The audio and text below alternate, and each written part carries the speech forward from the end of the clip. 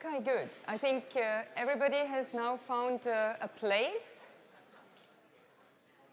So thanks for coming back from the coffee break. So it's a great pleasure now to introduce into the last third of the EIOPA conference today. I must also convey a message from Melinda to you. So she is very sorry that she had to leave. So it's mainly for private reason, and she had some pressing engagements, unfortunately. So please apologize, but she also wanted you to know that you were a fantastic audience and great panels. Now, let's go to our last panel. The theme of the conference is Pensions and Insurance Reloaded. We spoke in the morning already about, okay, the environment is ever-changing, and that also brings a lot of uncertainty, and this in particular has implications and effects on retirement savings. So this is why I have the great pleasure to have Sophie in Veld for an impulse speech. Sophie is already very well known for her engagement on pensions. She is a Dutch member of European Parliament for D66. So already since 13 years, I calculated this. Then you are also the first vice president of ALDE. And since September 2017, the rapporteur for the PEPP file in the European Parliament, which is really very important. It's a delicate dossier, it's a sensitive topic, and now the floor is yours. And you will hopefully also give us first-hand experience from the PEPP hearing yesterday. Thank you very much. Is this working? Yes, yes. Okay. And good afternoon, everybody. It's really a great pleasure and an honor for me to have the opportunity to address you and to also have an exchange afterwards. Indeed, I have the honor to be the rapporteur for PEPP, the Pan-European Personal Pension Product. And I have to say, usually when you're appointed rapporteur in the European Parliament, people congratulate you. And in this case, people say, oh, PEPP, yes. Sending condolences. And I was trying to think, you know, something to describe the complexity of the challenge. It's a little bit like trying to solve an octagonal Rubik's Cube. And I'm very bad at Rubik's Cube. So, but I hope that I'm going to pull this one off. But indeed, it is extremely complex, and the complexity of it is dawning on me by the day. And the complexity is compounded, I think, by the sensitivity of the file. I know that in a number of countries, not least my own, people are very, very wary of Europe doing anything at all on pensions. So it is very, very important, I think, that we get it right and that we reassure people.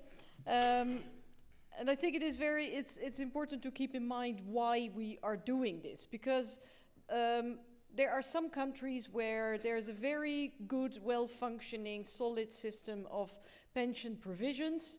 And although I say very good, it doesn't mean that they're perfect or that they should remain unchanged for eternity. But in any case, people feel that it's a good system. Like in the Netherlands, we have a very well-functioning full three-pillar system. But that is not the case everywhere. And then some people may think, well, you know, what do I care? It's well organized for me, so what do I have to do with anybody else? But then I would like to remind people that we also have a common currency.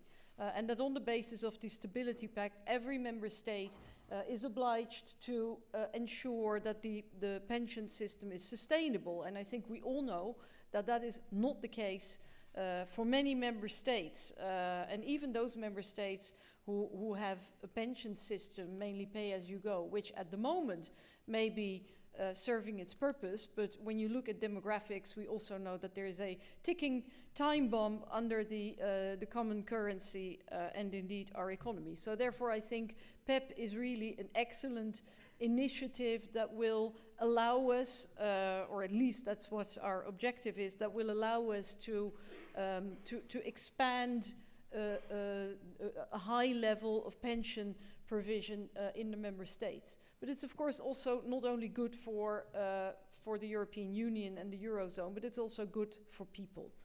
I think that's what we need to keep in mind. That should be our prime objective. And then a third element I think that we should remember, and I was listening to the last part of the previous panel a little bit, and I saw the outcome of the last survey. I think there are many people who think, okay, well, we'll try and work on PEP, but if it doesn't work, well, that's fine as well, because then we just keep what we have. Nothing will change. That's not true. I mean, next thing you know, people will be buying Google pensions, Facebook pensions, or Chinese pensions, or indeed American pensions. Now, I'm not passing any judgment. I'm not saying that's bad, but I still feel more reassured when we have a European product that's regulated by the European Union. And I think the added value of that will also be that there will be a kind of seal of approval on it. I mean, PEP, and this for me, sorry, this is really a key issue. PEP will have to be trusted, because we can come up with a product that is very, very smart technically, but if people don't trust it, if providers don't trust it, then it won't fly. And I'm thinking, I'm making a comparison with another instrument that we have in the European Union for immigration, the blue card. It's fantastic, and nobody uses it. So that is what we will have to avoid with PEP. We'll have to come up with something that is not just very smart, technically smart, but that is also trusted. Complexity, no need to explain to you the very wide range of systems and level of provision across the member states, differences in, let's say, political constellation, context, the wide range of providers and sectors. We're now talking about PEP as a third pillar product, but I think the lines between second and third can be pretty blurred in some situations. So it is really incredibly complicated. And so my approach as a rapporteur, because usually when I do a report, I kind of bulldozer it through.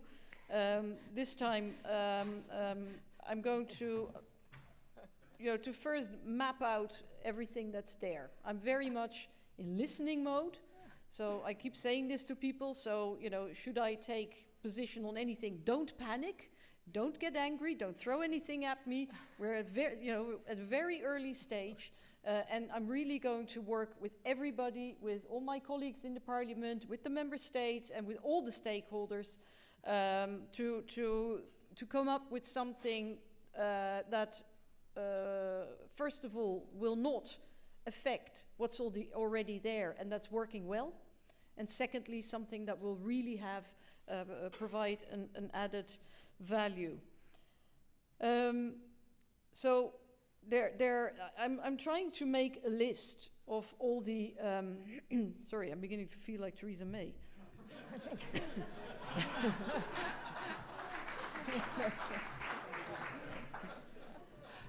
You give me a sign when something drops here, huh? Yeah, very sensitive. No, we're trying to, I'm having lots of talks. We had a hearing in the European Parliament yesterday. Thank you very much. We had a hearing in the European Parliament yesterday. It was very, very short, but very rich. And I'm trying to make a list now of all the issues that we have to address. And it's really, every hour or so I'm thinking of a new one. But I think some of the key issues I would like to put to you, and again, I repeat, I have not yet taken position on any of these issues. I'm really trying to talk to people and think in terms of solutions. Because we all know that, as I said, it's very delicate, and what we want to avoid, that is people retreating into the trenches and talking first about red lines. No, everyone I have spoken to so far has said that they want PEP.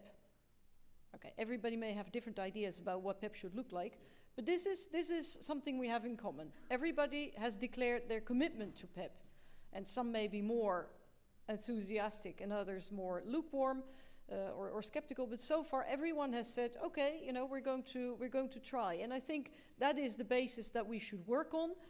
We all have very different interests. We come from different backgrounds. But I think if everybody is open and puts forward solutions, and I've heard plenty of good solutions, even just in the last 2 days, then I think we can really come up with something that will not satisfy everybody 100%, but really something that can fly, and it has to be viable.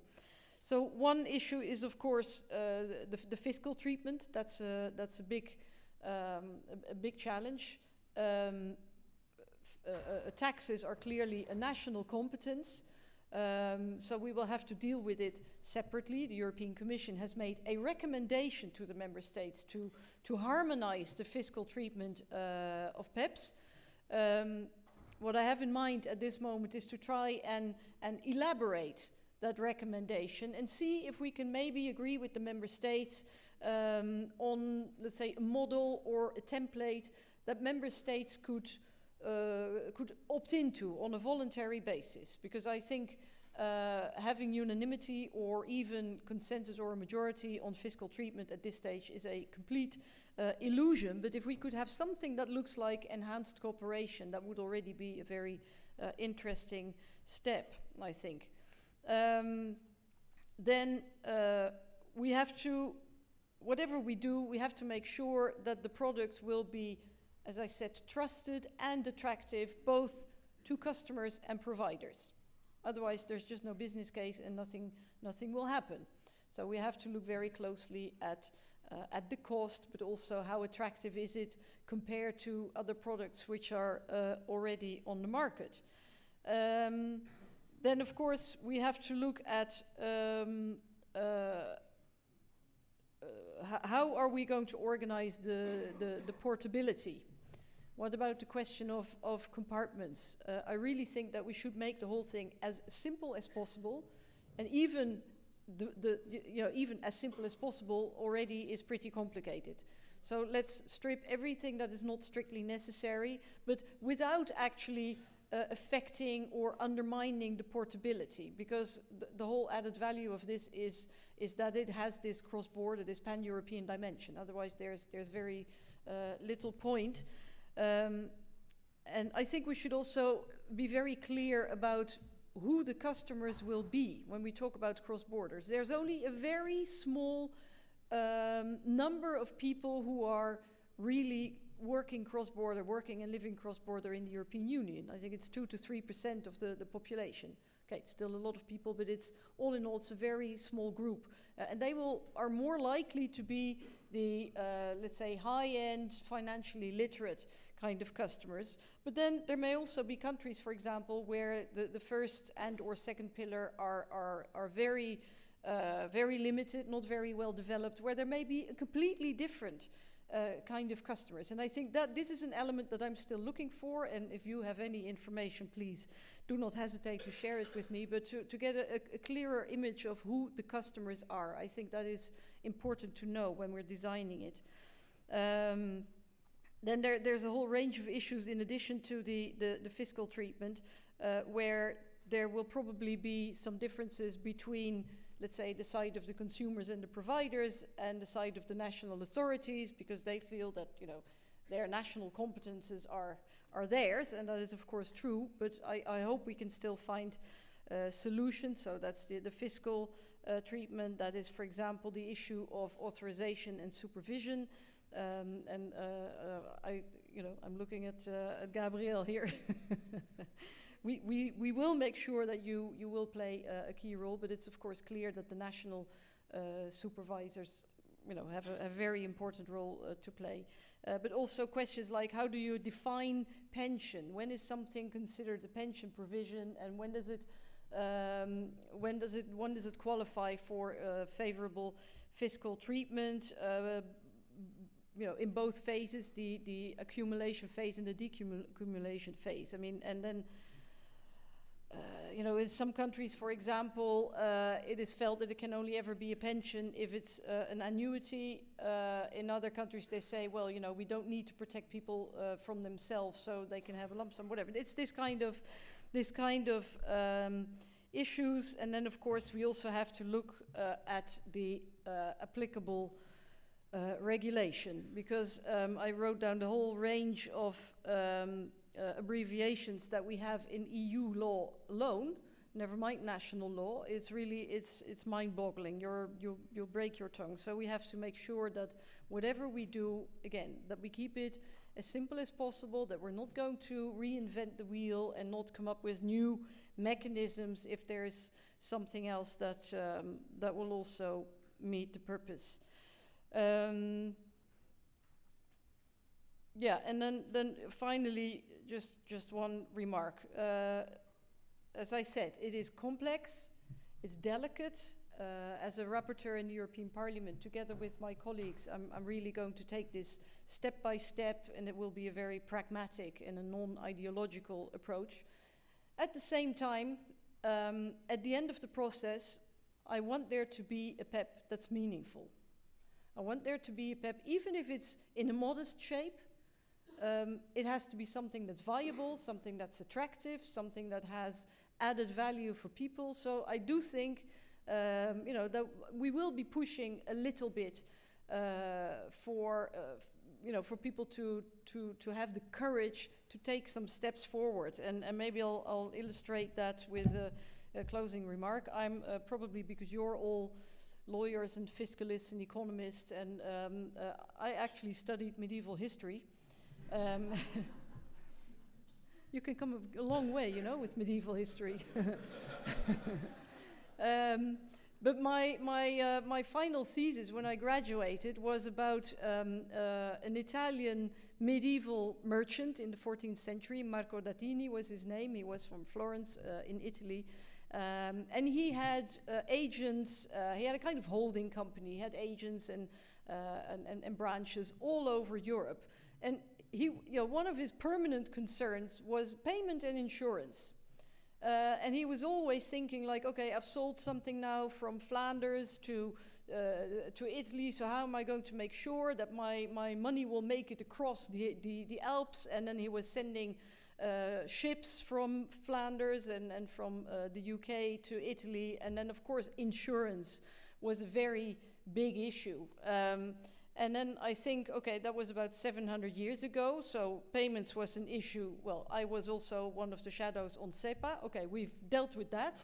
So, you know, now we're going to take on the other sectors, and I think it is high time that we start seriously working on a European internal market for retail finance. And if PEP works, and if it's trusted, if it works, then I feel that that can be you know, the showcase that can pave the way for a truly internal market for retail finance. Thank you.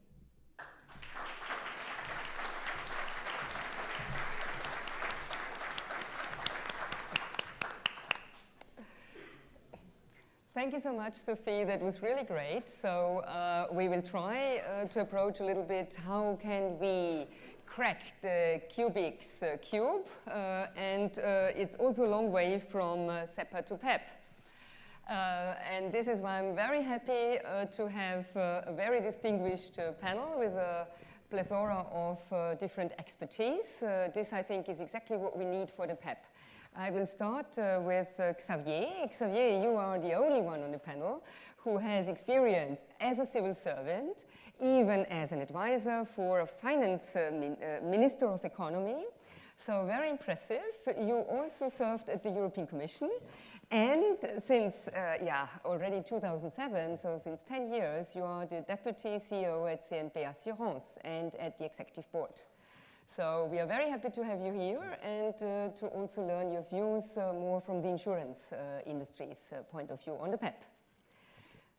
Then we have Christian Güllich. Christian, thank you so much for coming.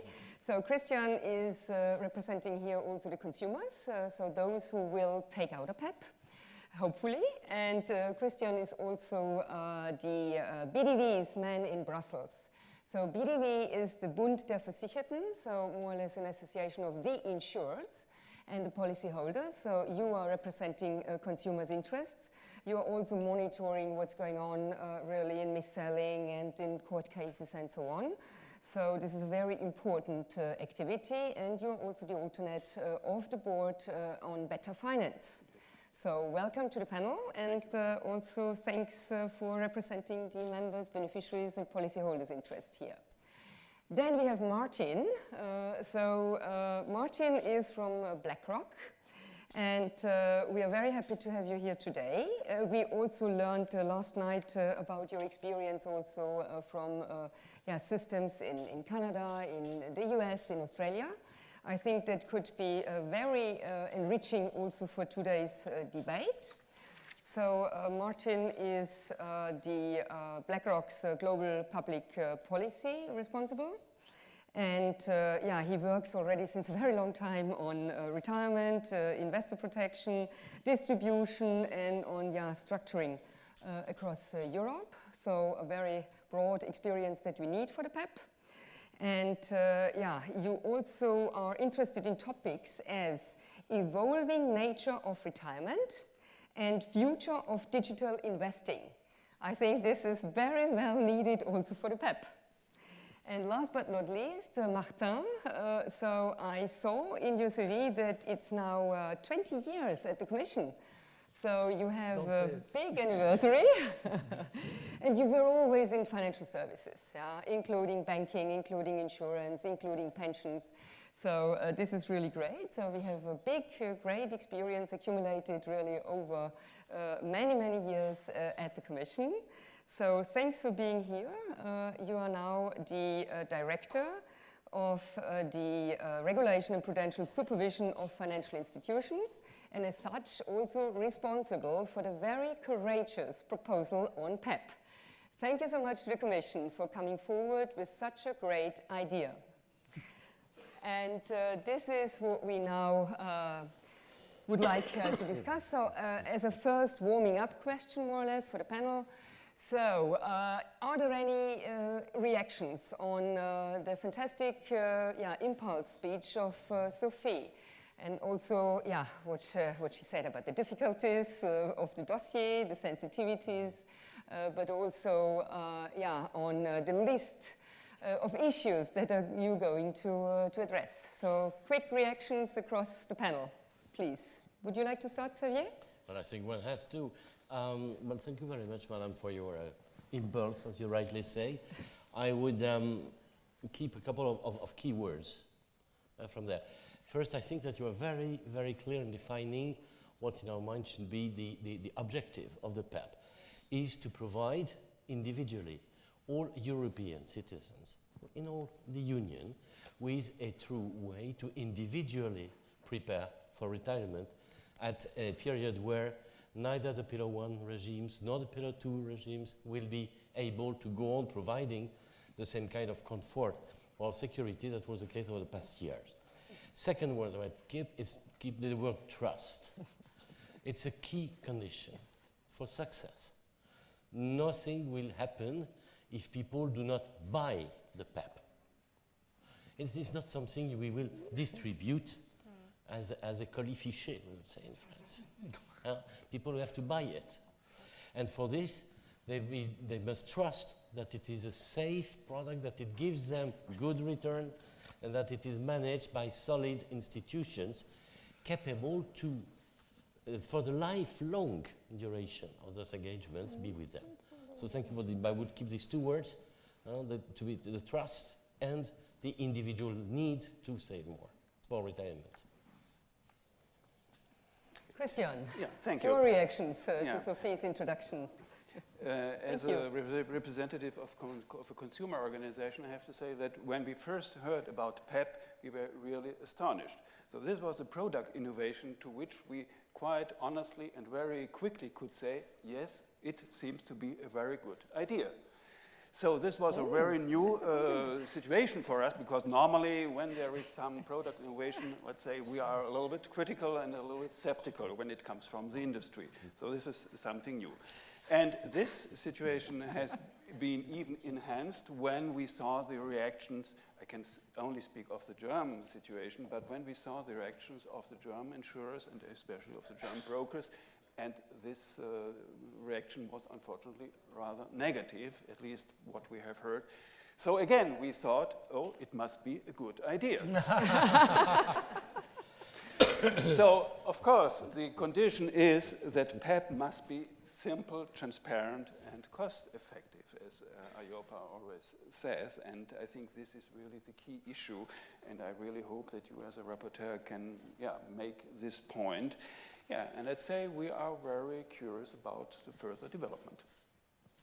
Thank you so much, Christian. So then I go to Martin first, and then to Martin.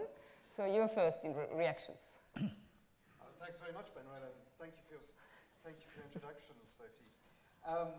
We find that the PEP gives a great opportunity to Europe to meet its savings gap.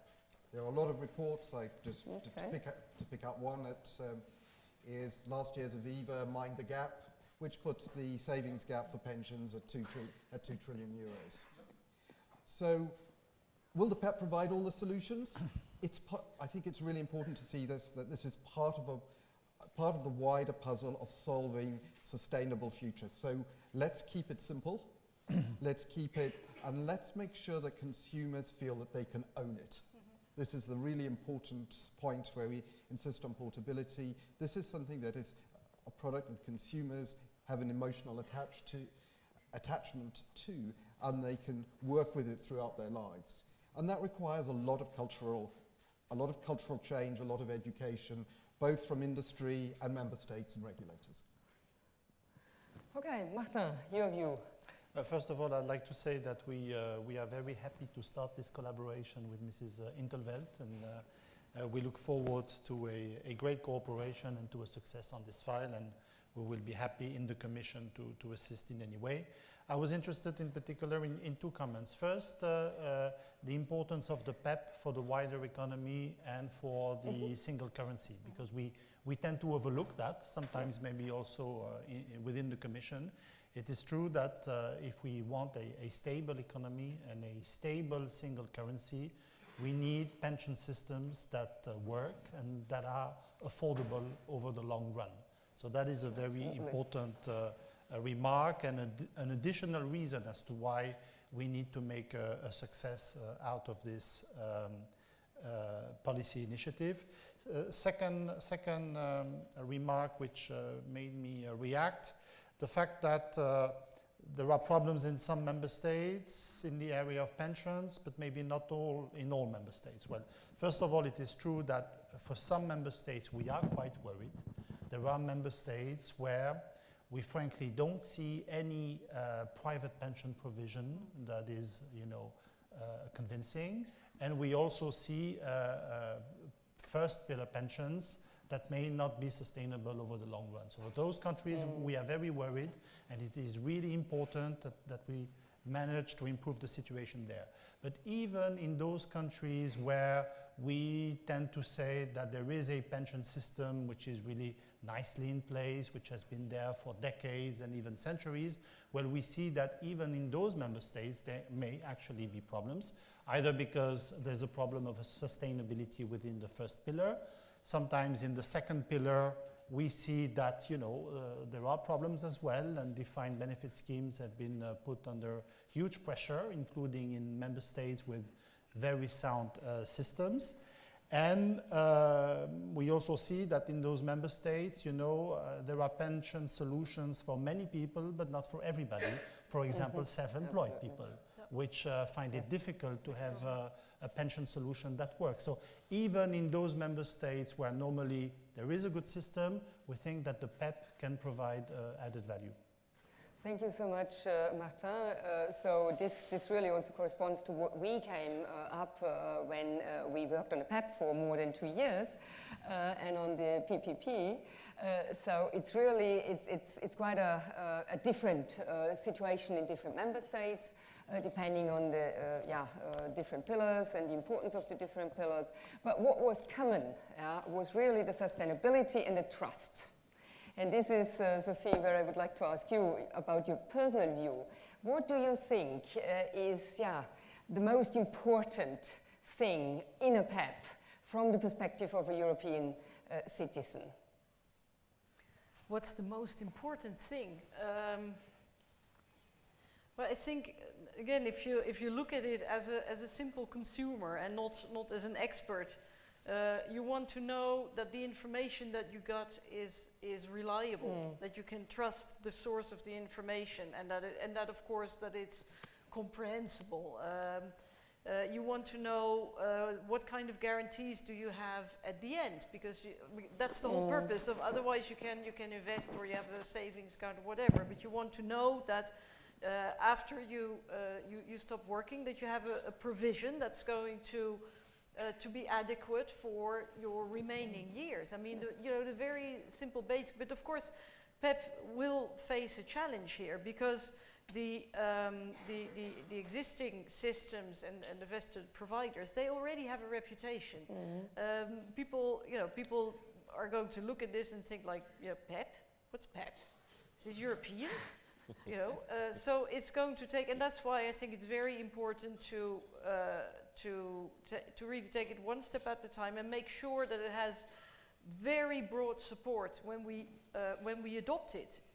That's okay, you can adopt it with 50% plus one, but that's not going to fly. There has to be very broad support in society, and then people will be willing to give it the benefit of the doubt, and then PEP will have to prove itself. So I think those elements, and again, I don't think it's rocket science. Just look at it as, would you buy it? What would you expect, or would you want to buy it for your children? Exactly. Absolutely. That's the key question. No, so I was really very encouraged, when you said to whomever you spoke and whatever the individual issues were, that were brought on your table, everybody wanted a PEP. And also what Christian said, so it's a good idea. And this is what leads me from what Sophie was just saying about reputation and reliability.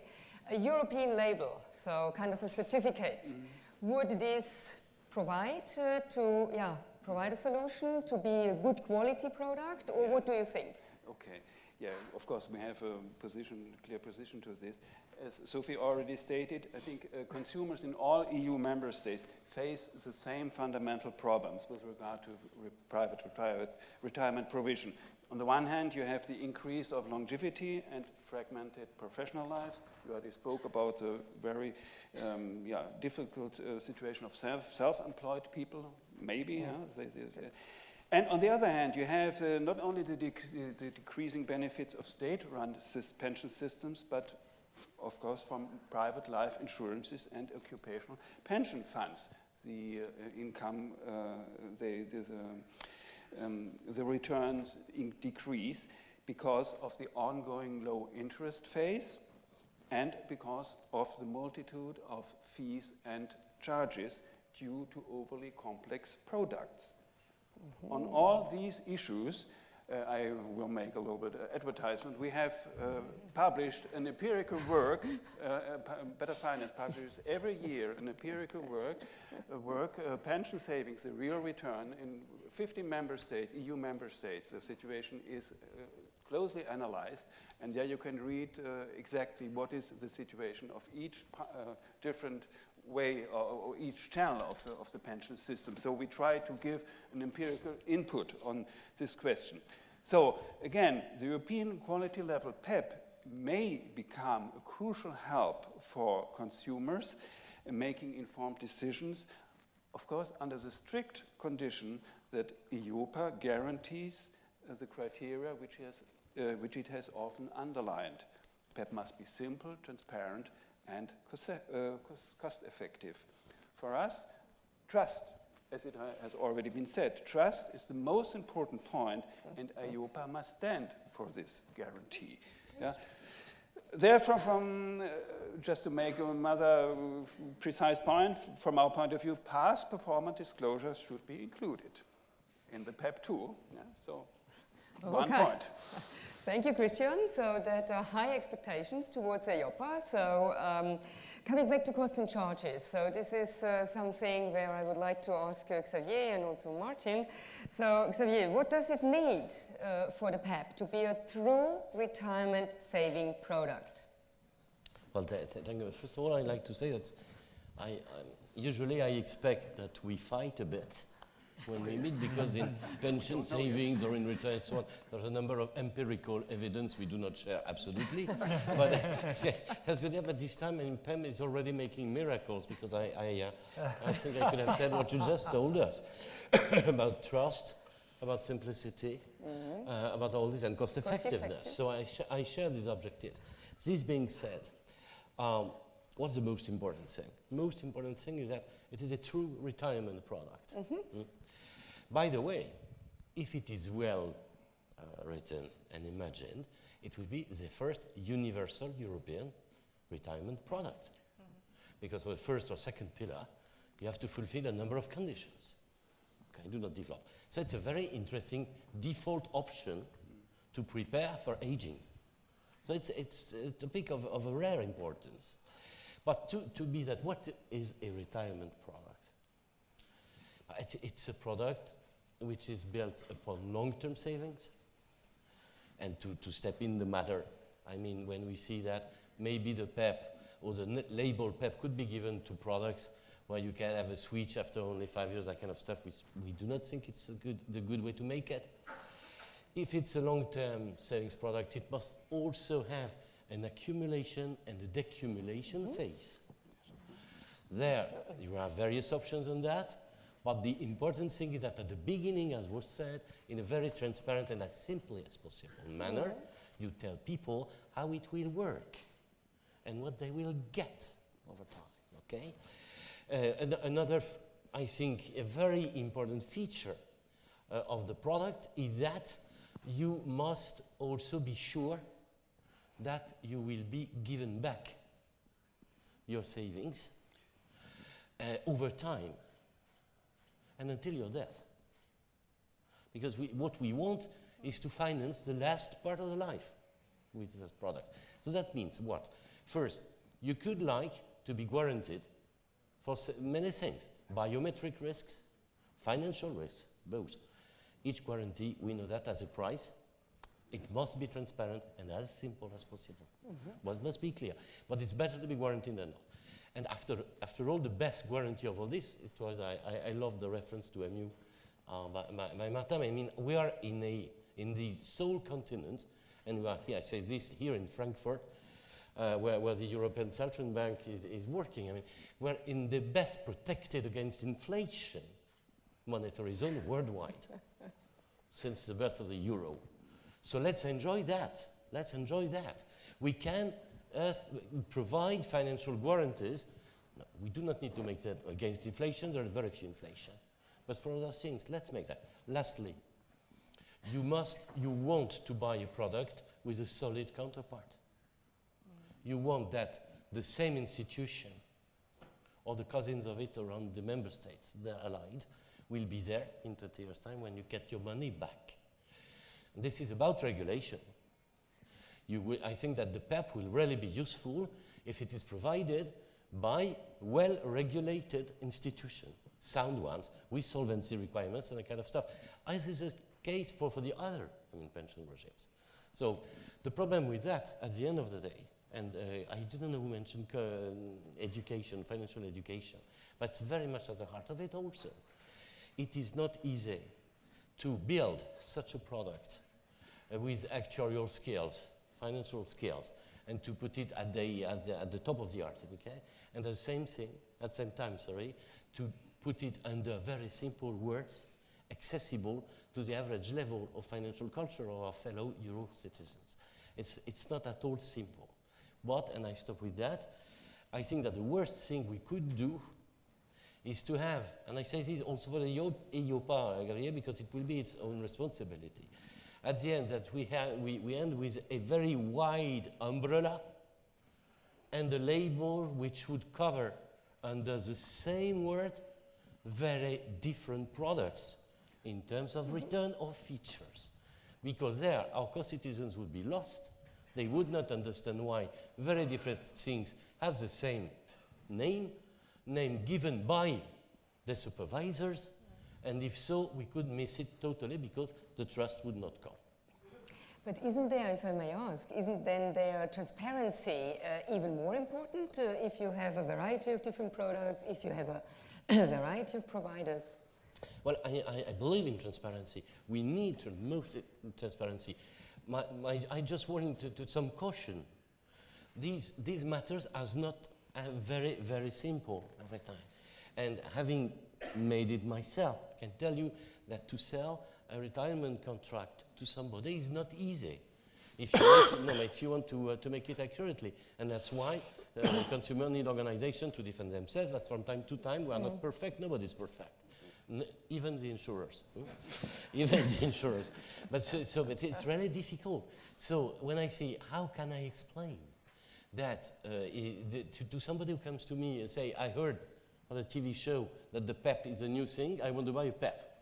Okay, dear friend, but so we have the red PEP, we have the green PEP, and what's the difference between the... all these are PEPs, of course. You will have a PEP. But on the one, you have a new seat for 4 years. Well, it's not bad. On the no warranty. On the other, it's a bit more complex. I have to explain you because I cannot make it.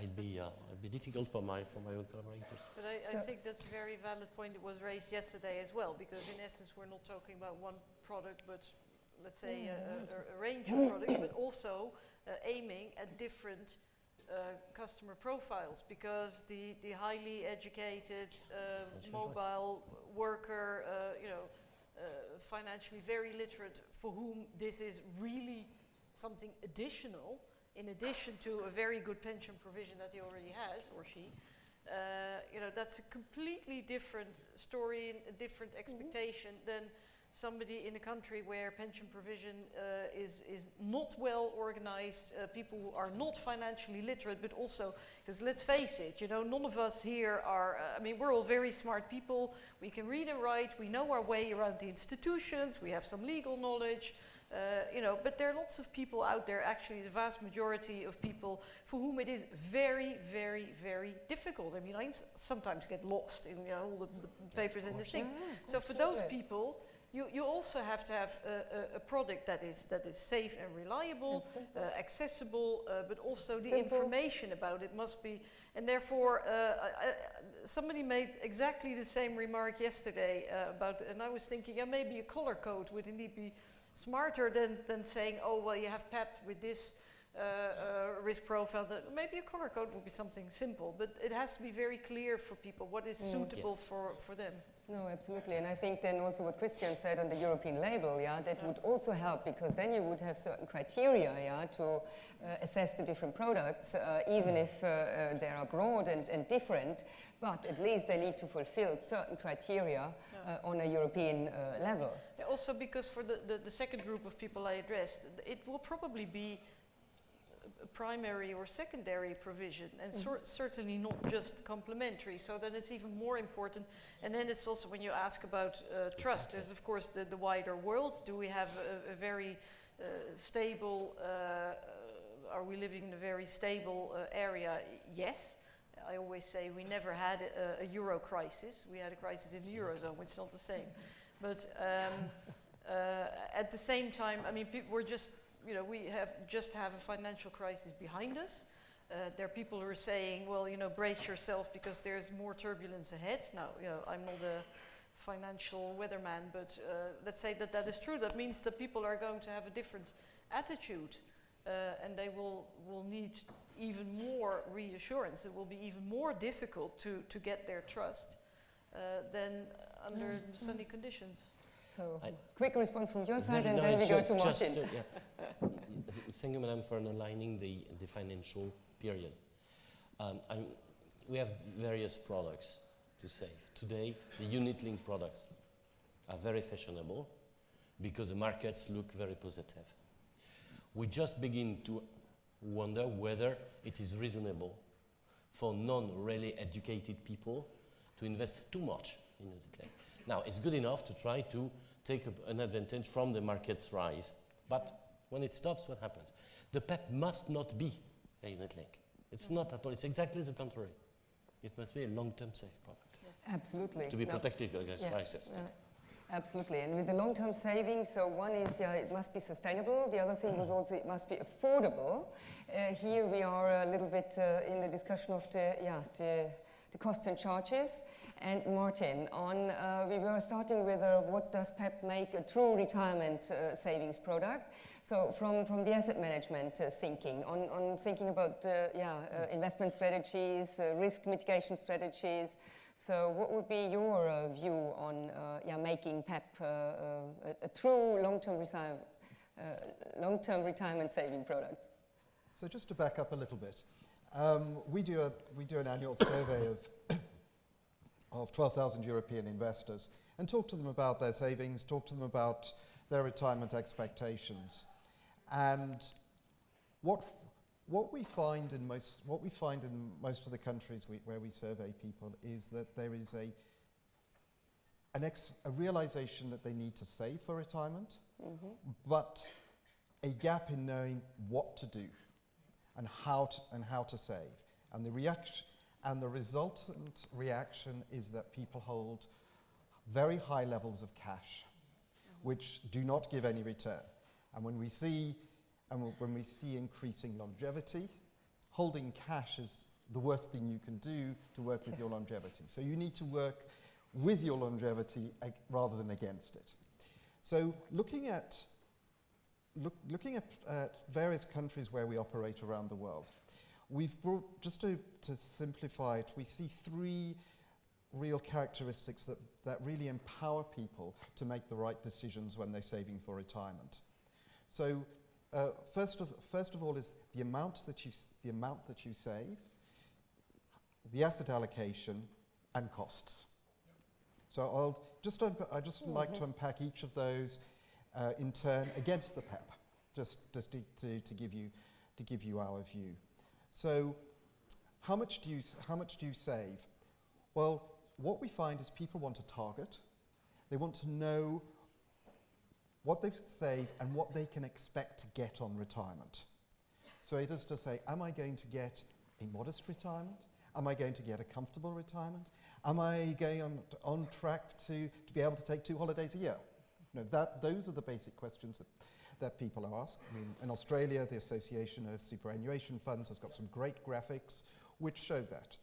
And you can't take the PEP just by itself, because people will need to add in what is their Pillar 1 retirement, what is their Pillar 2 retirement, what will the PEP provide.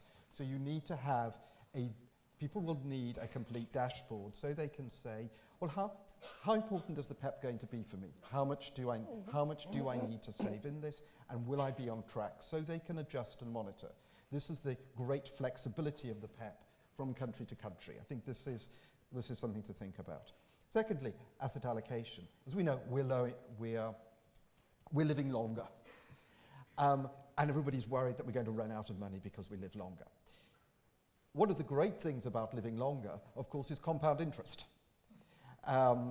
which I know Guillaume Presch often talks about, is the power of compound interest. And so the longer you stay invested, the more you're able to accumulate. Another part of that is risk, is that the earlier you start investing, the more risk you can take.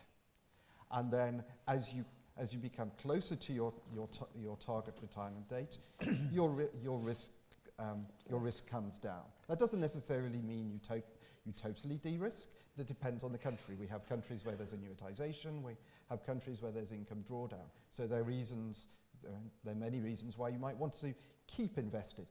If you retire at 65 and are going to live to 90, you really want to lose out on 25 years of potential equity markets, but you want to have that steady income. So we need that flexibility to work through that. So in terms of the investment asset allocation, we need to be very clear to investors about when they're taking risk and how the product is going to be invested. So we would be sort of very cautious about saying, do you put too much capital protection in too early, which means you take out the ability for future growth and therefore future income generation. Now, I'm sure we will discuss this endlessly during the whole process. But just to set the scene about how do we maximize the income generation during retirement, given increasing longevity. And then finally, costs. This is so important. I personally think we are on the edge of a revolution of cost disclosure in the European markets. We have PRIPS coming through, we have MiFID coming through next year.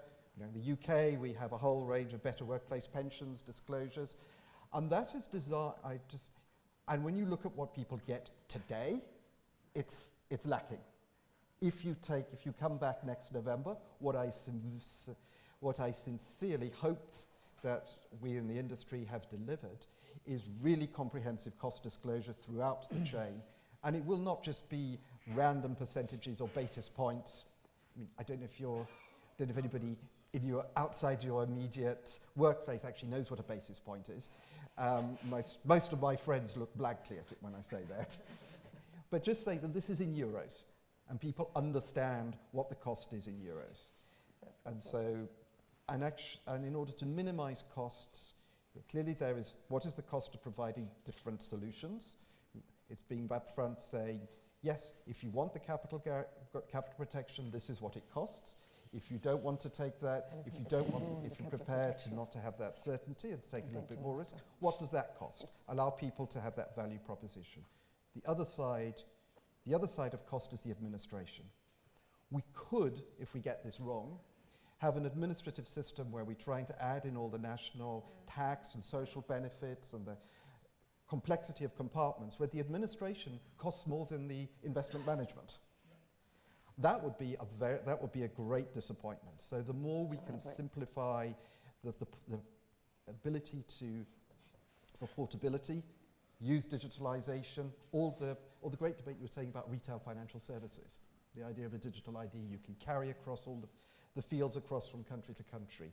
Anything we can do to simplify that process will reduce the costs of administration. No, absolutely, and I think the PEP should certainly be able also to be sold via the digital channel.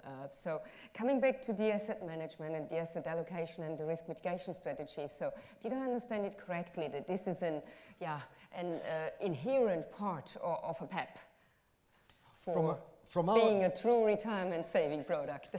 From our perspective, we run a number of retirement savings products that whether they're target date funds in the US, whether they're life path funds in the UK or elsewhere, where we have a dynamic risk allocation during the lifetime of the product. So you will start in your 20s, and typically you will be 80% invested in equities. And that is taking risk earlier in your career, where actually, if you are investing every month, if you're doing your monthly savings, what is happening is when you invest, you're putting money in, so you're actually buying more units when the market is down, and you're buying fewer units when the market is up. So you're actually countering the consumer bias to buy expensively and not buy low.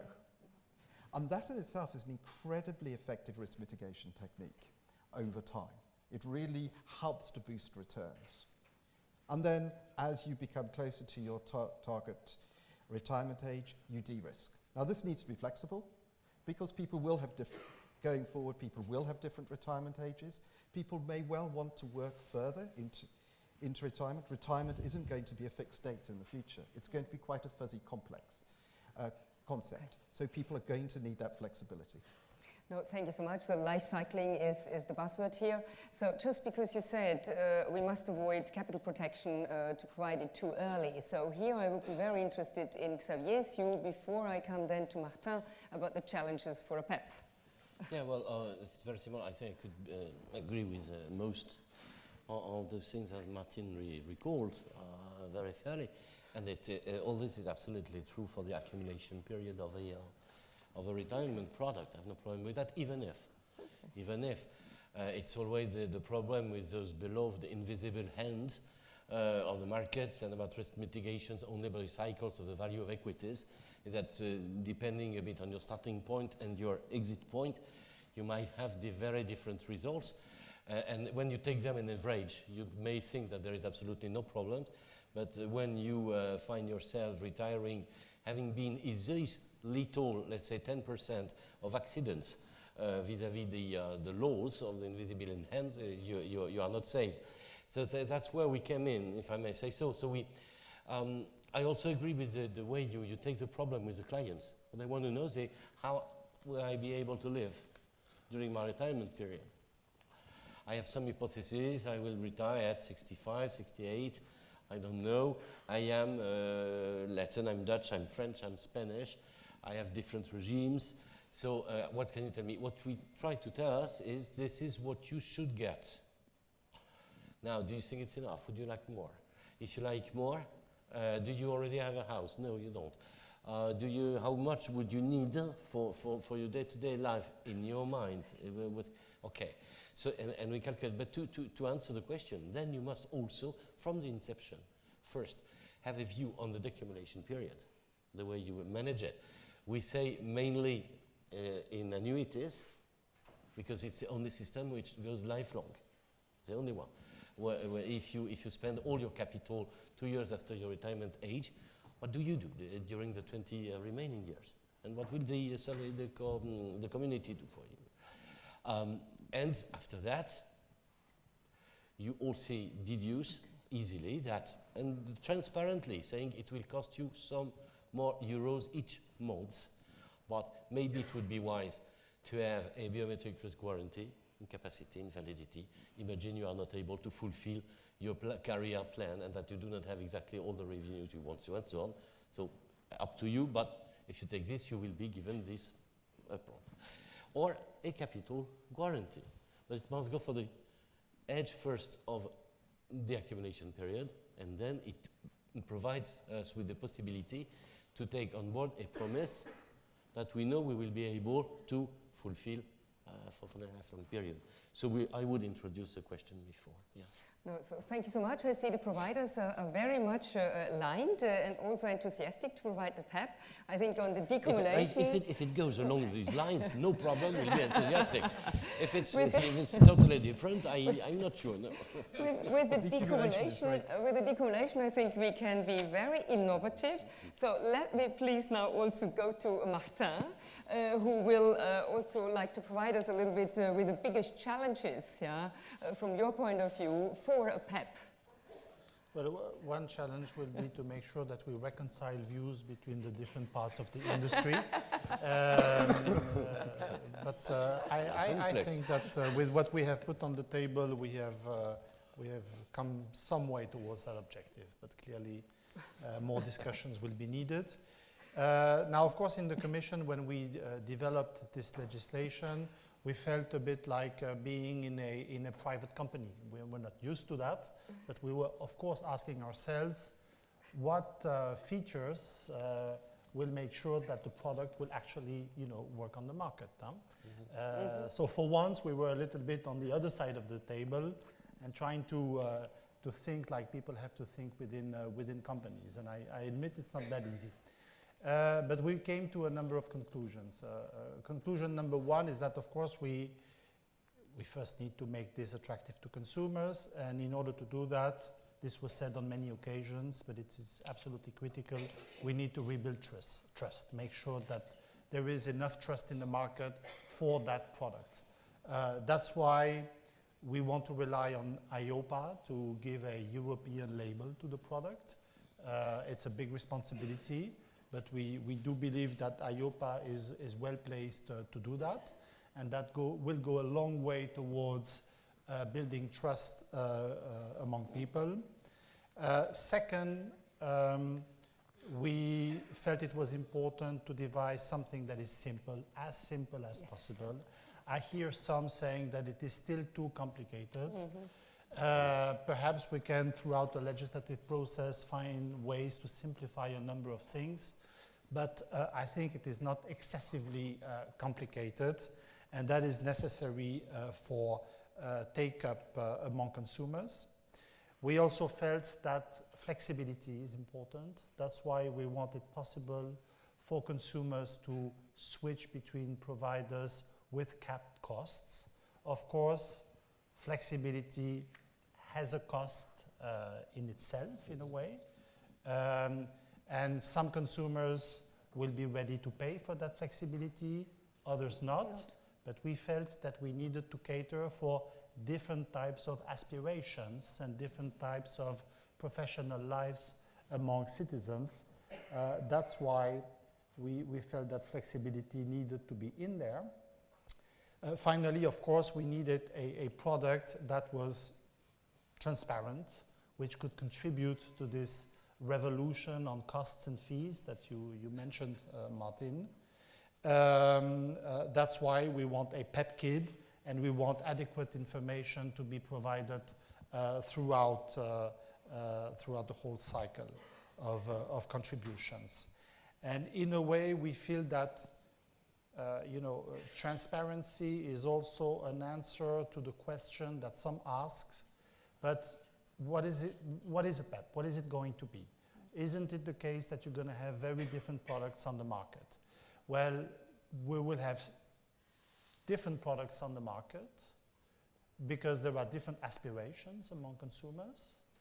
But these differences will nevertheless be transparent to the consumers because we provide for really accurate, clear, and enhanced information that will be delivered. Now, we thought about consumers, of course, but we needed to think about providers as well, because we want them to be interested in this market. Here, what we felt was that the single market could really bring added value because providers want to be able to benefit from economies of scale that allows them to reduce costs. And we think that we provide for that with this product that, has enough flexibility in order to be adapted to different taxation regimes in particular. And that brings me to my last point, taxation. It was mentioned by Sophie in her introduction. In order to have a success, well, we need trust among consumers. We need providers to see market opportunities, but we also need member states to face up with their responsibilities. Yes. We, at EU level, with the Council and the Parliament, we do what we can. We're going to try to arrive at the best possible product for consumers. But, of course, it's not going to work if there are no tax incentives at all. And we came up with a recommendation. I hear that there are other ideas that might go further than that, maybe enhanced cooperation. We are ready to work on these ideas, but here we will need the member states to, take a long-term view and not a narrow-minded view because of the challenges that we face. People need to save better for their pensions. Member states need to make sure that their pension systems are really sustainable over the long term.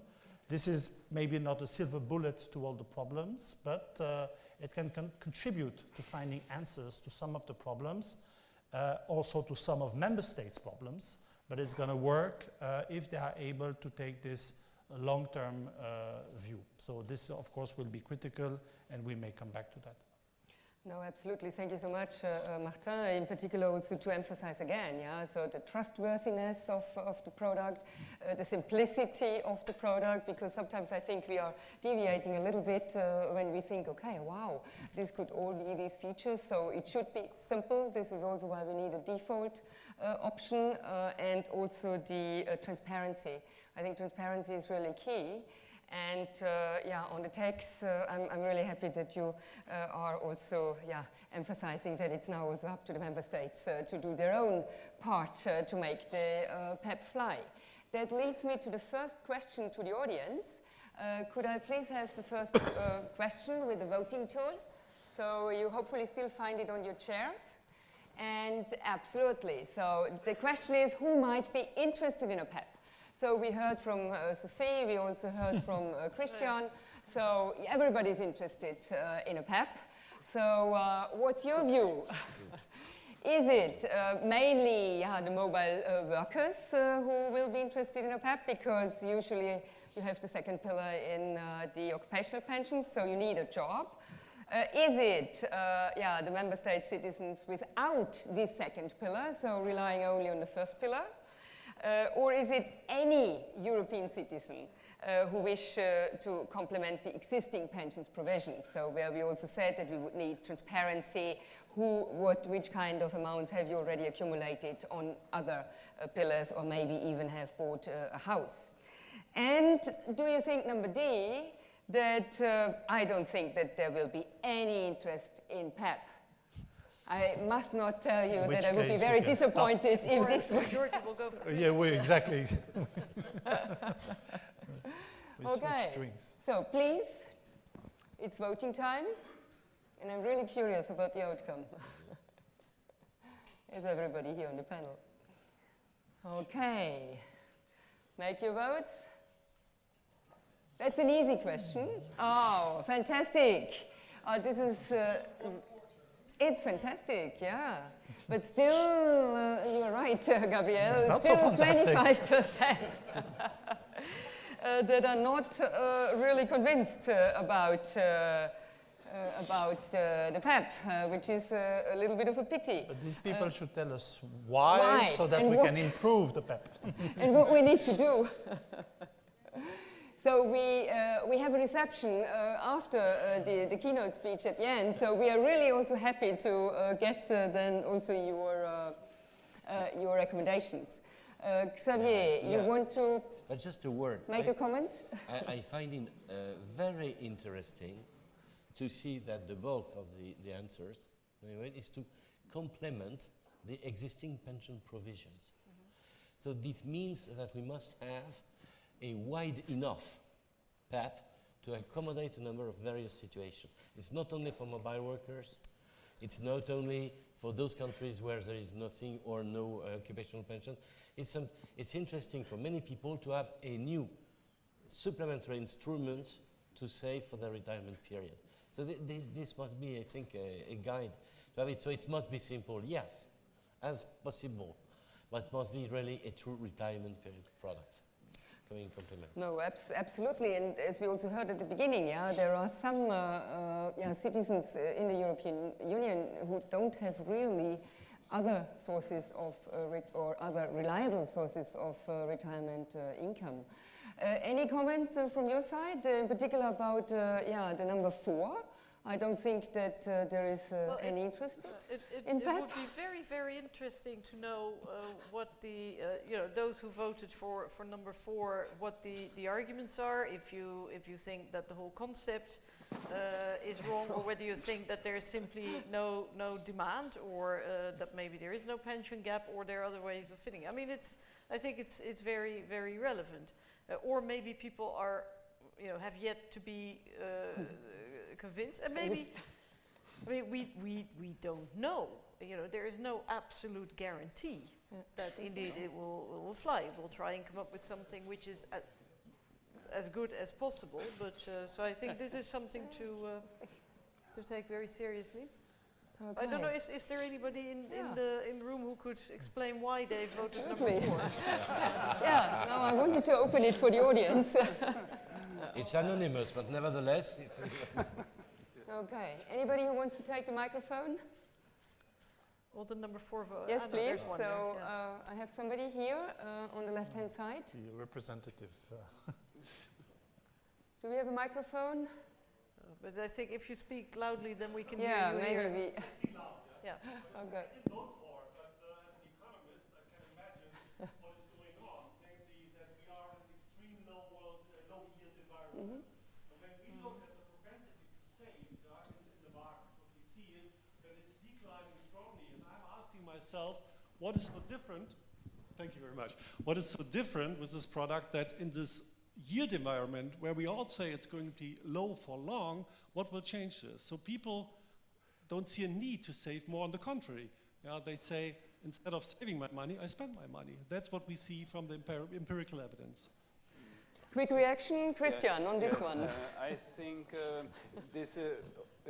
the 41% in favor of PEP is a rather encouraging figure, because as I can tell you from our experience, daily experiences, that there is a strong need of advice concerning the private retirement provision. People simply do not know what they shall do, what they can do. On the one hand, you have, yes, as you said, they have the low interest rate environment, but on the other hand, you have an overwhelming offering of products, so people are lost, and you need guidance through this jungle. And I think this is really a point about which the insurance industry and the brokers should think about. Why do they fail, I think, in this dimension? And yes, that a PEP gets maybe such a support, is an encouraging figure. Yeah. And it's 75% in support of the PEP. Yes. Yeah. And So please let me just add, at the to same add up time the you first have, three. let me just add, the housing market is expanding. No? The prices of the housing are expanding. So there is a clear need that the people want to invest. Absolutely. Sophie, you also wanted to, and then Martin. Yeah, well, so again, I mean, I don't think that we will ever have a 100% guarantee that there is a business case. And I remember, and it's no comparison, but when we were talking about SEPA, which I mentioned earlier, that initially people all said there's no business case. And you never hear that anymore. But I'm not saying that this will be equally successful, but I also think all the questions, if you answer those questions for the 28 member states, that you're going to get a very, very different picture. But I'm also wondering, because what the gentleman said over there is of course very true. At the same time, things are not static, and I do think it is interesting to see how certain other actors seem to be, it's still in very early stages, but seem to be exploring the market, actors from the outside. So there must be also in fintech, so there is clearly, in some circles, there is the belief that there is a market, there is a business case. And again, I also think the questions will be answered differently. If you ask, is there an interest, then it will all depend on whom you ask, what customer profile. And also, I think in some countries, let's say the fact that it is a European product and that it has the seal of approval of EIOPA. I mean, okay, I'll be very honest. In some countries, some of which I happen to know very well, a European seal will be met with with distrust. But I think in other countries it's different. In many member states, I think it will actually, because there are no local providers who can offer the same reliability. So I think there will be. But therefore, I think it is very important that we don't turn it into some kind of Christmas tree, even if the outcome is very modest, but it has to be viable, it has to be solid, and that will be the nucleus. If that can generate trust, then the next step will be a lot easier. No, absolutely. Martin, a very quick one before I go into the second round, and then close before we go into the audience with the second question to the audience. So Martin, quick. Yeah. So I'd reiterate the importance of consumer engagement. When we talk to investors and savers, they say, I don't expect to get the same level of benefits, the same level of support from my current government or company systems in the future. They may say it's good now, but they are worried about the future. They don't know what to do. So this importance of engagement and something that you own is really important. And we saw in the UK, we've had this great debate about is annuitization good or bad. It's actually quite paradoxical. Yes. In the UK, where people have felt very disengaged by the construction of annuity, not necessarily by its economic outcome, which is providing a steady income, but by the lack of ownership of the process. So I think we need to really focus on that to really make PEP a success. Okay, no, thank you. I think I will continue with you in the second round, but there may be, we need to strike a balance between the lack of ownership, how it was felt, and between, having kind of a protection against the biometric risk, and longevity. So this is a little bit the balance that we need to strive. But Martin, I will continue with you, because you say consumer engagement, so the default option. So, does PEP need a default option? Pensions, when pensions are sold, what we typically see as a consumer journey is they're presented with a menu of pensions. There's a lack of engagement.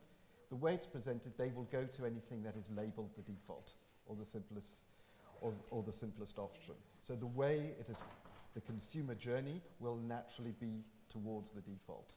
So it is important if we're looking at costs, and in trying to get the best outcome for the largest number of people is to really focus on default construction. And yes, we also need flexibility, because there will always be people who will say, well, I want these additional I may want these additional features, I may want this additional exposure, or I've got this bucket already, and I just, so the default doesn't quite work for me. But in terms of making it easy for a European population who's by and large not engaged with pensions and savings, we've got to limit the choices, we've got to make this an easy journey. So there are a lot of potentials for a default. We talked about risk, we talked about the consumer risk. There is an obligation on the provider that when they're managing the default, they look at how they minimize the risks during that the investment process. So as well as it is the process of what happens during volatility, how do you de-risk during periods of high volatility. There's certainly a lot of examples of products in the market that do that pretty successfully. You add in longevity, that you can get very good consumer outcomes on this. But that's focusing on a lot of the details of that. That focuses on disclosure, incentives to producers, providers to deliver that.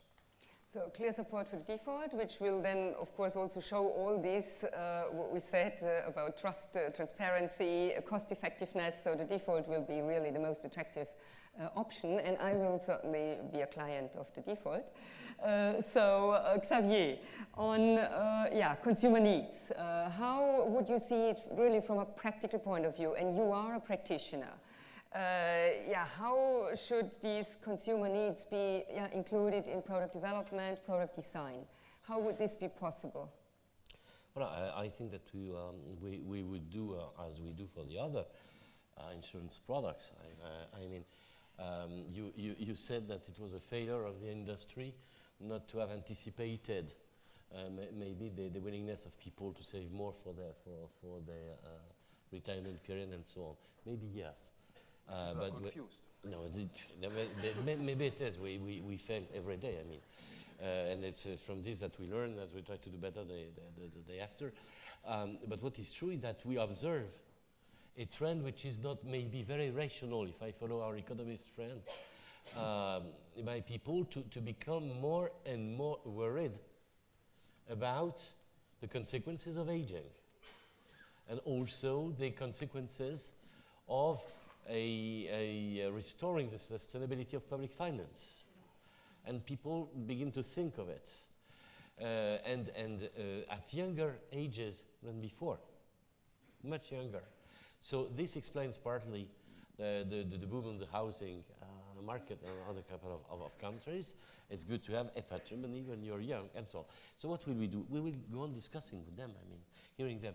In that field, I must say the digitalization process is helping. Mm-hmm. It's easier and easier to contact clients and to have a true discussion with them. We, of course, we have focus groups, we have all the tools of the marketing usually.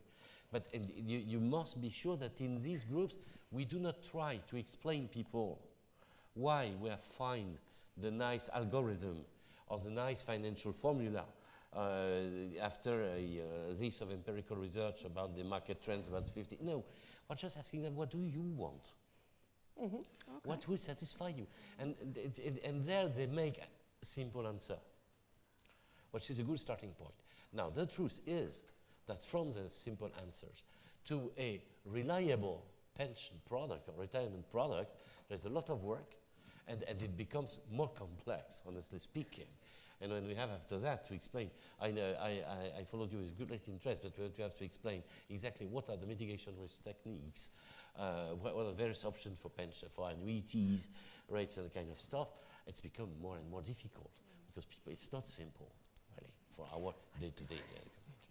Still we strive for a simple product. And Martin, we heard from Xavier about the consumer needs, and that in particular, digitalization helps also to get closer to the consumer, get the feedback that helps for the development. We heard from Martin about the default option that helps also in the customer journey. But how can we bring providers and consumer needs together? Is this, that's the are role they of all the aligned? market, normally. Not the role of the Commission. I mean, not in this political and economic environment.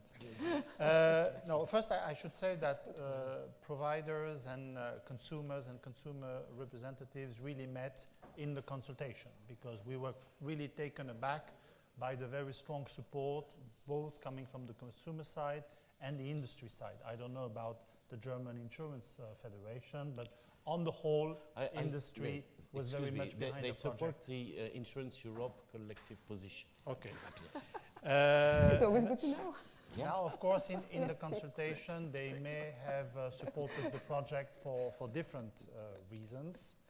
But we nevertheless can think of a number of areas where the incentives of consumers and providers are well aligned. First, they both need the single market. Providers, of course, want to take advantage of the single market, be able to build economies of scale. And on the other hand, consumers increasingly want to shop across border. Of course, it is taking off slowly, but this is going to really accelerate. And I think we will see that even in difficult areas like insurance and pensions, where for the moment proximity is seen as important, but this is going to change in the future.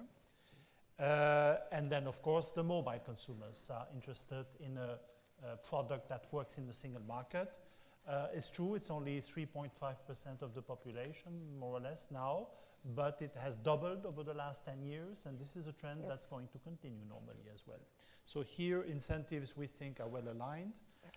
Another area where we think there is alignment of incentives is competition. Well, different types of providers want to enter this market for good reasons, and we provide for that with our product, with a certain degree of flexibility indeed, which is sometimes contested because people ask, but then what is a pension product? Do you need annuities or not? Well, we've decided to say that a pension product is a product where once you invest in it, you can recoup your investments only once you leave on retirement. Absolutely. Or once you have to cover biometric risks. And then we leave the question of the annuities and the lump sum open. And actually, there are very different traditions in the EU on that. And we even found a few member states where in order to get tax incentives, you needed to go for a lump sum and not for annuities. Yes. So you see, two, Xavier. Well, okay. So I give it a second. It's not that much out of 28. Anyway. But that led us to, cater for something that is sufficiently flexible so that different types of providers can enter the market. And we believe that this competition between different types of providers and also different types of products, but with nevertheless common features and a European seal, will be good for consumers because they definitely need more competition on this market. Maybe one of the reasons why people don't save that much into these products also has to do with the fact that, the offer is not very attractive. Absolutely. And the returns are not very good.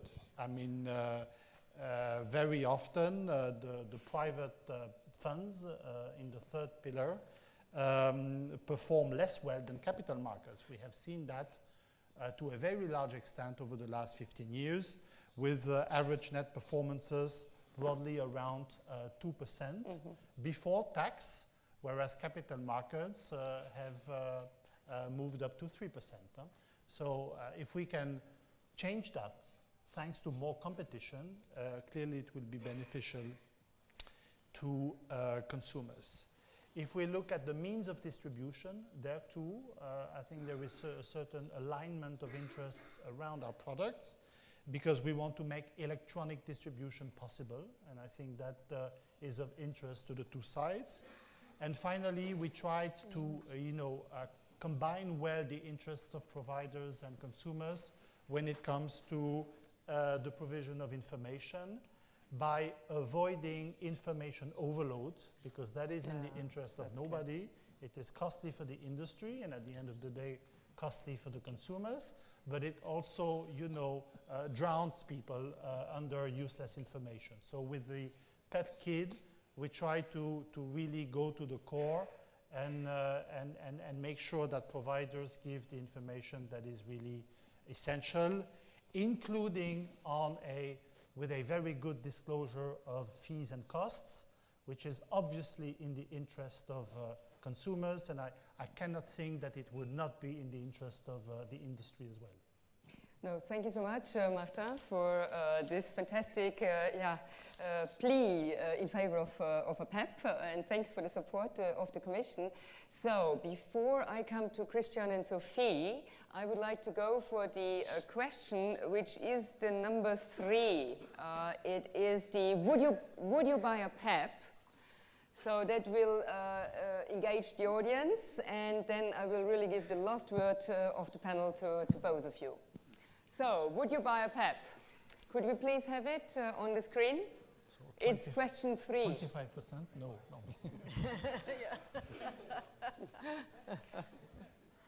Question they 3? are consistent. Or maybe we convince them in the meantime. Or not, we will see.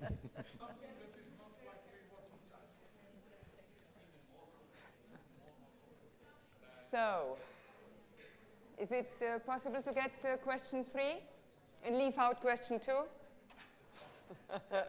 Fantastic, thank you so much. So, it's very simple and easy question. So, either yes, you would buy a PEP, no, you wouldn't. Perhaps you're not yet decided, or you would need more information. So, now it's your time.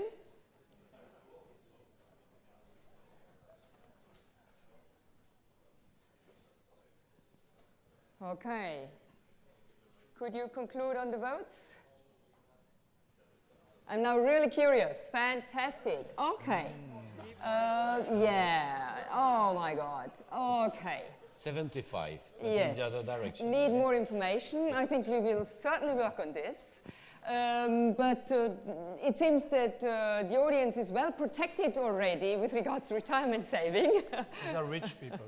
It's the wrong target group that we have here in the audience. So, are there any questions from the audience? That's a difficult job. We have one question here. So I think I can still take 3 questions from the audience before we get to the closing remarks from Christian and Sophie. Please. Thank you. My name is Spiros Paliginis. I'm with the ECB. I wonder, my question is, during all this process and consultation and so on, have you taken into account the business case of UCITS regulation for mutual funds? Because there you have a European passport, you had all the fiscal issues. Okay, mutual funds are not insurance, but there's a number of common dimensions. And maybe in the case of penetration in countries where the industry is not, the local industry is not so strong, you can see how it works with UCITS and make a comparison, okay, with a pinch of salt, because they're not the same type of products. Absolutely. One word, definitely. Yes. Definitely. We build on the UCITS success story. Of course, there are differences. When it comes to UCITS, taxation is less important than it is for pensions. But nevertheless, UCITS is a sort of 29th regime. It took off slowly.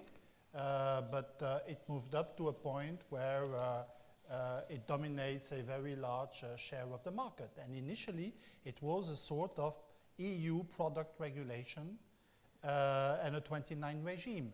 Now, something comes to my mind now.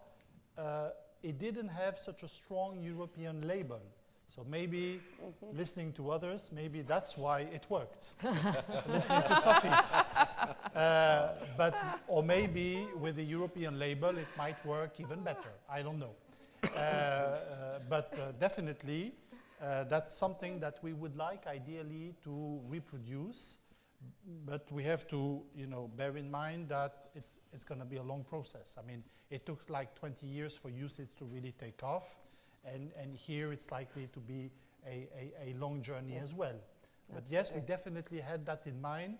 And actually, it was one of the reasons why we really decided to go for it, actually. Okay. Any other question from the audience? I think I can take one or two from the audience. I see, sorry for the light, I see it on the left side. Here, nothing on this one. Hi, John Beanie, the International Association of International Life Offices.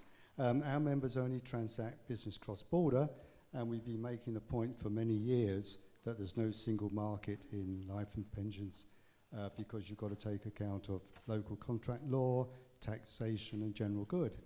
I was hoping that when we've been discussing this before, that we would try to take account of some of these issues, and to some extent the draft proposal seemed to do so.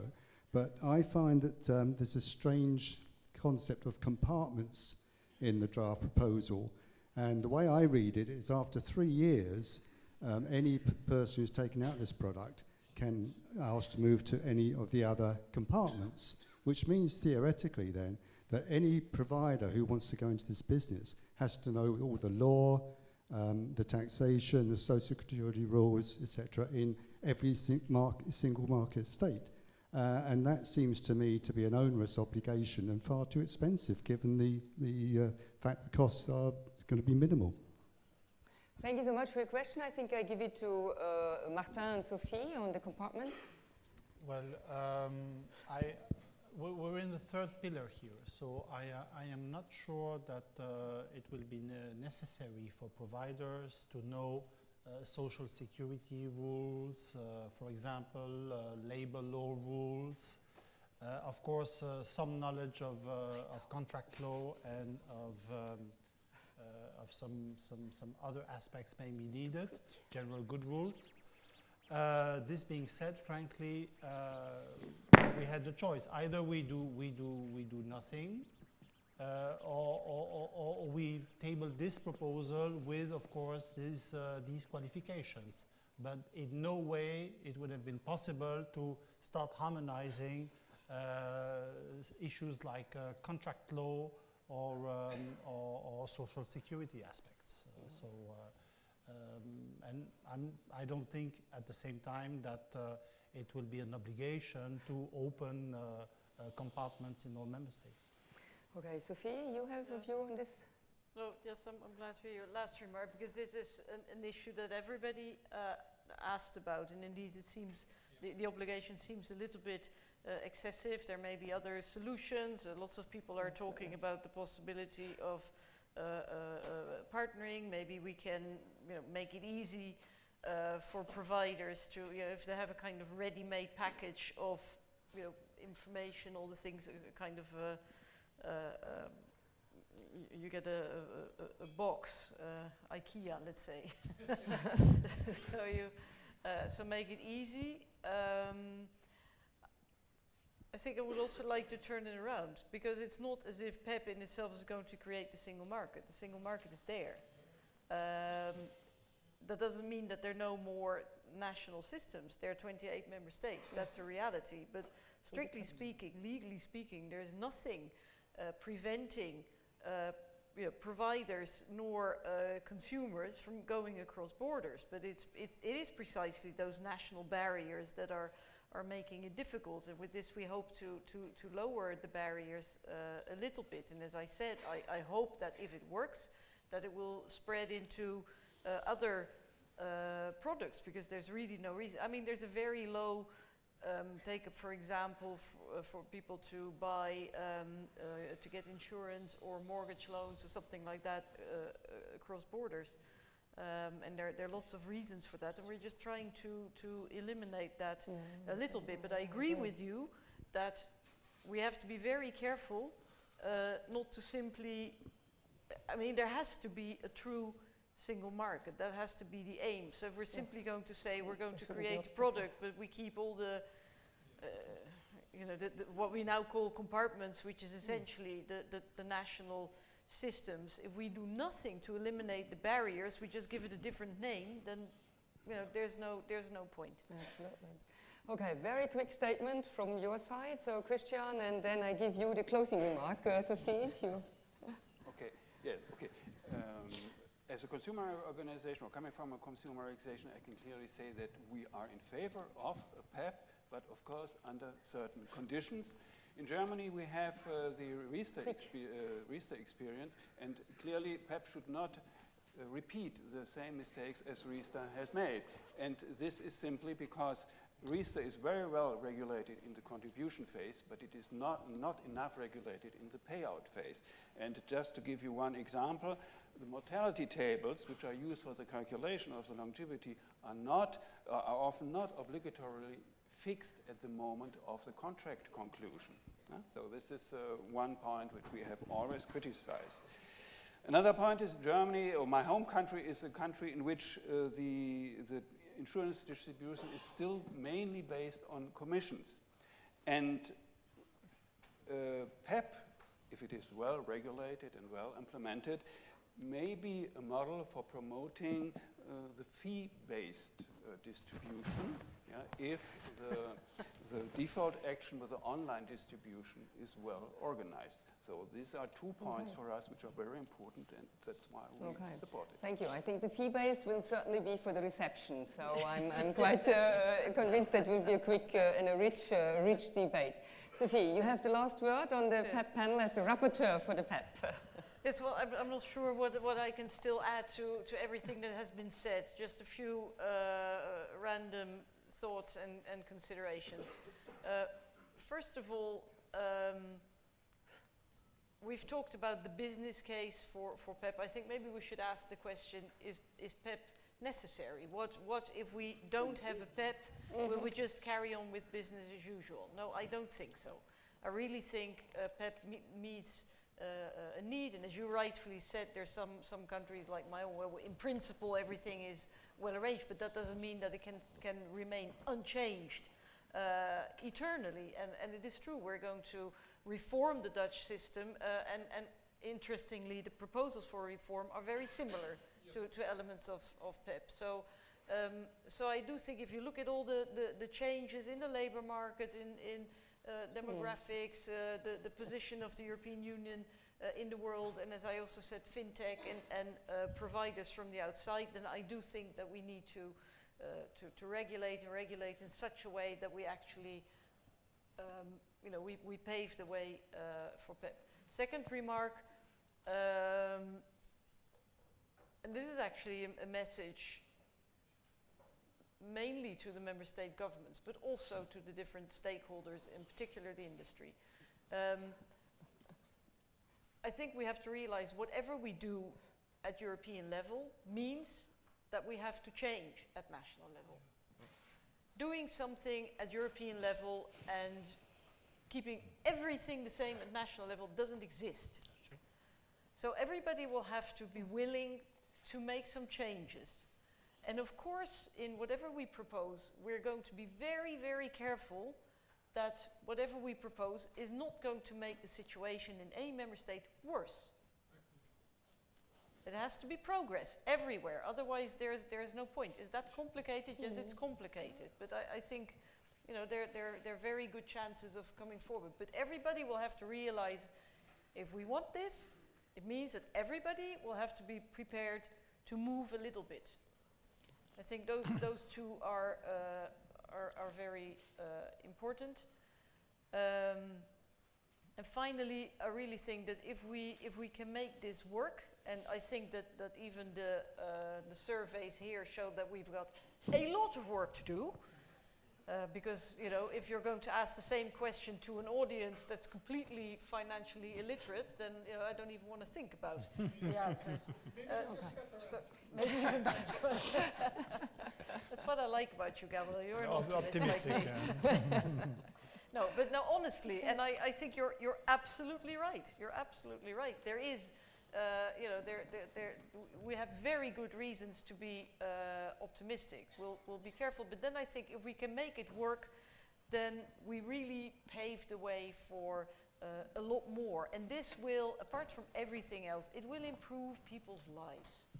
Because a pension provision, or as I said, the other products, getting insurance, getting a mortgage for your home, those things, you know, your home, your pension, your security, those are universal values, no matter where you go in the world.